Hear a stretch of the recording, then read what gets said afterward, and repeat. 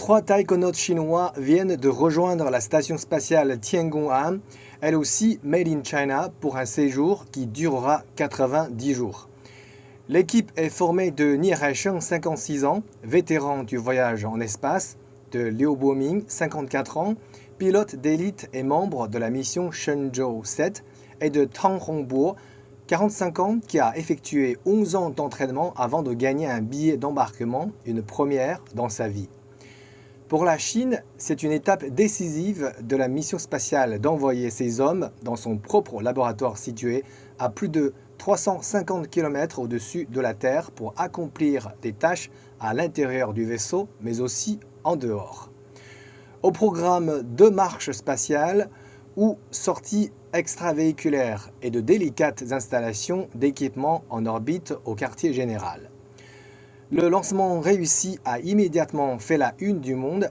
Chris Hadfield, astronaute canadien et ancien chef du commandement pour l'ISS, a félicité dans son tweet le début de l'Odyssée des Chinois. L'agence spatiale européenne, sur sa plateforme officielle de médias sociaux, a félicité la Chine pour le lancement réussi du vaisseau spatial habité Shenzhou 12. Quant aux journaux occidentaux, au lieu de critiquer, ils ont adopté un ton plutôt neutre, voire positif. Ils parcourent le profil des 3 hommes candidats, riches d'expériences professionnelles, soulignant leur persévérance au cours des entraînements avant le départ, sans oublier de jeter l'encre sur comment la station chinoise contribuera dans les jours qui viennent aux recherches et aux explorations spatiales. Ils ont raison de le mentionner, la Chine serait le seul pays responsable et d'ailleurs capable de le faire. L'actuelle ISS devrait être mise à la retraite dans un avenir proche, faute du financement, faisant du fameux palais céleste l'unique point de relais pour l'homme dans l'exploration de l'univers. Peu après que la NASA a expulsé les taïkonautes du programme spatial en 2011 sous prétexte d'éviter un risque d'espionnage, la Chine a décidé de bâtir sa propre station spatiale. La Russie, l'ancien superpouvoir dans l'affaire, a publié elle aussi son projet, envisageant un vaisseau équivalent d'ici à 2030.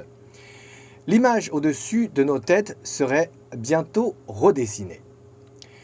Elle prévoira d'abord la fin de la dominance absolue de la NASA, ceci étant souvent interprété comme une sorte de compétition lancée par la Chine, ce qui fait encore ressentir le propos d'avertissement de Bill Nelson, administrateur et ancien astronaute, fait il y a à peine 2 mois après le lancement du robot Zhurong sur Mars.